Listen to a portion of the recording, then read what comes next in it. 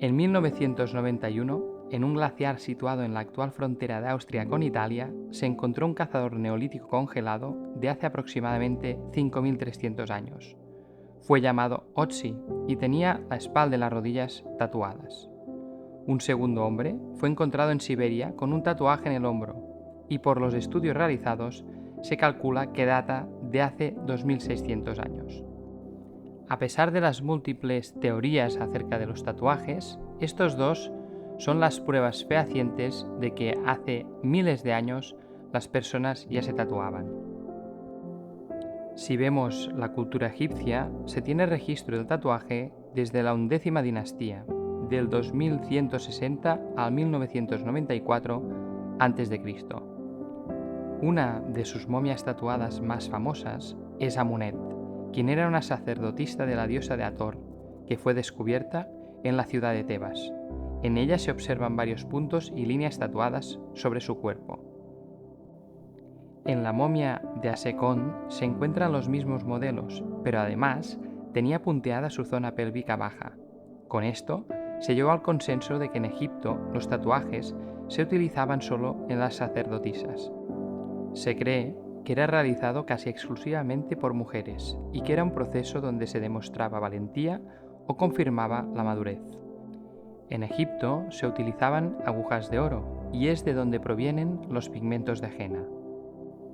Se cree que los egipcios utilizaban el tatuaje en forma de prevención contra enfermedades, peligros y también un sentido mágico, algo que se fue perdiendo entre los griegos y romanos, ya que para ellos los tatuajes servían para señalar el rango o posición social, ya fuese para demostrar jerarquías militares o para indicar la propiedad sobre un esclavo. Si viajamos hasta Asia, aproximadamente en el año 1000 a.C., el tatuaje comenzó a tener entrada en las rutas comerciales de India, Japón y China.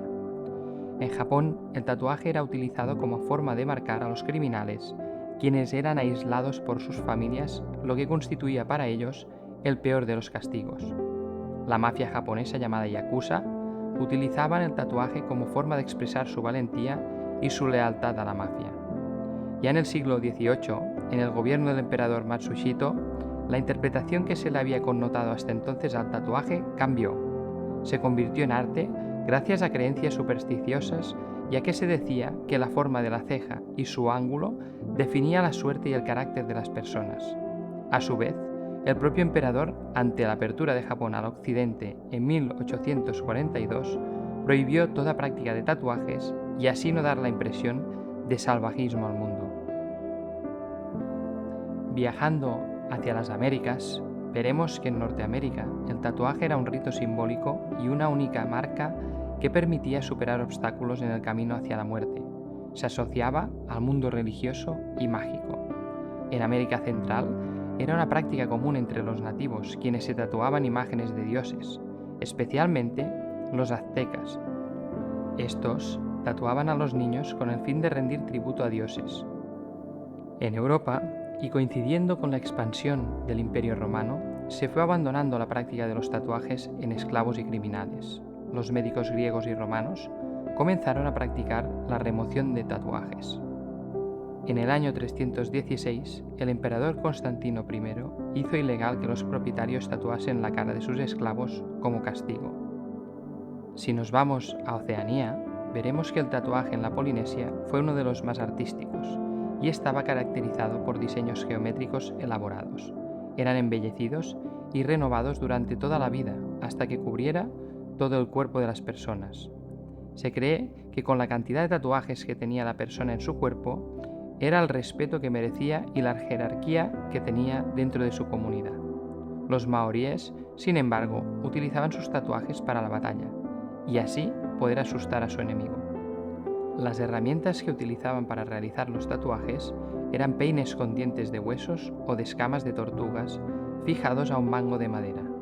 Estos eran sumergidos en una tinta hecha a base de carbón de nuez diluida en aceite o agua. Por su parte, en Rapa Nui, el tatuaje era llamado tatú o tacona y era el cosmético por excelencia, ya que se creía que conservaba el cutis sin arrugas a edad muy avanzada. La tinta la fabricaban de una forma especial, realizaban un hoyo en la tierra en el cual prendían fuego. Sobre el fuego echaban hojas secas de caña de azúcar y tapaban el hoyo con piedra pizarra lisa. El humo de las hojas subía hasta la piedra y la cubría de tizné, el que luego raspaban para dejarlo caer dentro de una calabaza o de una piedra huecada. Una vez hecho esto, mascaban caña de azúcar y el jugo que saliera lo escupían dentro de la calabaza o de la piedra, formando la tinta. Como instrumento, utilizaban pequeños huesos afilados de pequeñas dimensiones o espinas de pescado, y eran llamados uji. Cada tatuaje realizado en distintas partes del cuerpo tenía su nombre especial. Rimakona en la muñeca o en el dorso de la mano, Pare en los brazos, Umu en las pantorrillas, Retu en la frente, Mata Pea en el párpado inferior, Pangaha en las mejillas y muchos más. Y de esta forma llegamos al Renacimiento. Sabemos que Marco Polo, en su viaje a Yunnan, relata que encontró a personas tatuadas, y en el siglo XVI, John Hawkins descubrió indios tatuados en Florida. Sin embargo, los que introdujeron el tatuaje en la sociedad occidental fueron los expedicionarios ingleses, cuyo capitán era Cooken, en su vuelta de Tahití en 1771. Estos aprendieron a realizar los tatuajes en la Polinesia e instalaban sus centros en los puertos. Es por este hecho que se atribuyen los tatuajes a los marineros. El tatuaje también tuvo una reivindicación durante la Guerra Civil en América, donde se encuentra uno de los primeros tatuadores profesionales, C.H. Fellows, y se crea el primer estudio de tatuajes en Nueva York, en la fecha de 1870 por Martin Hildebrand. En 1891 se creó la primera máquina de tatuar por Samuel O'Reilly. El tatuaje se mantuvo en stand-by posteriormente hasta volver a renacer en 1960 con los hippies, quienes abandonaron los motivos marineros y empezaron a realizar tatuajes más coloridos, acordes a esa época. Esta fue la época en la que comenzó la popularización de los tatuajes. En esa época precisamente comienza la técnica de micropigmentación y en 1970 comienza a ser utilizada como práctica médica gracias al perfeccionamiento del material y la creación de tintas antialérgicas hechas a base de óxido de hierro en suspensión de alcohol y glicerol.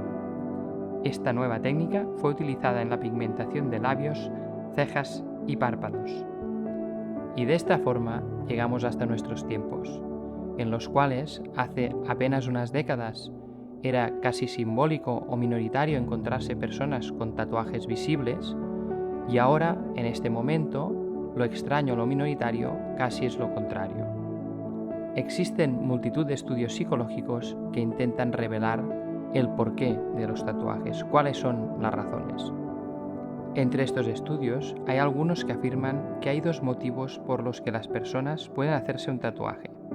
El primero es subrayar la propia identidad y el otro, el segundo, inmortalizar momentos, tanto los que fueron felices como aquellos que nos han dejado una herida psicológica.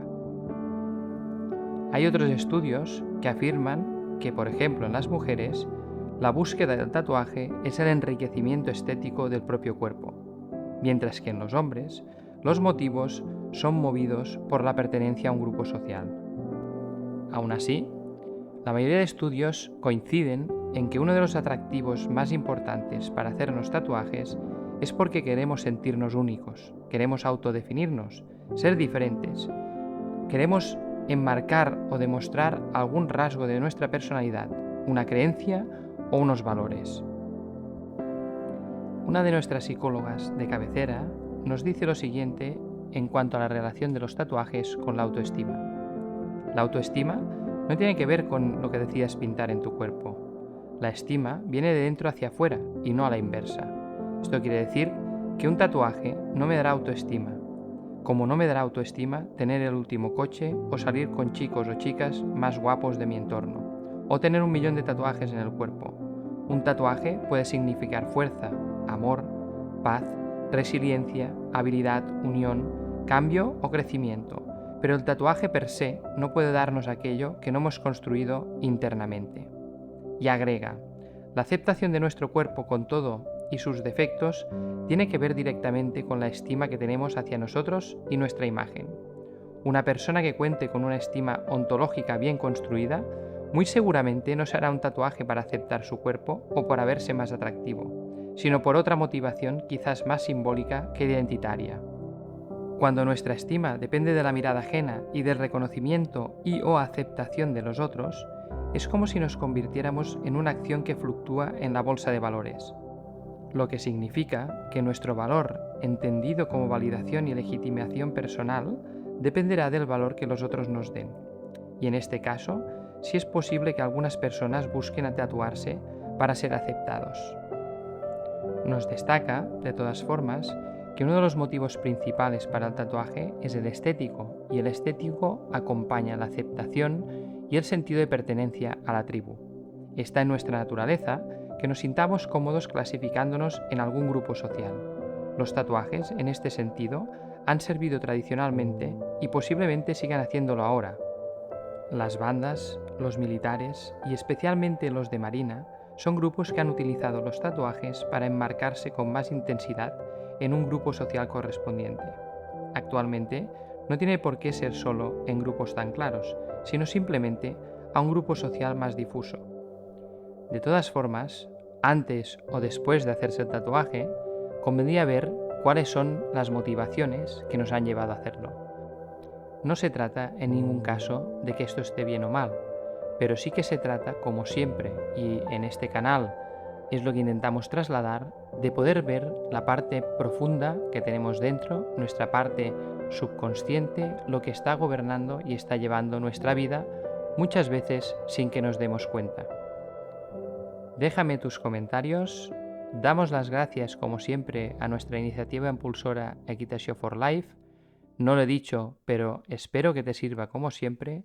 Yo soy La Lluvia Fina y nos vemos en la próxima. Un gran abrazo.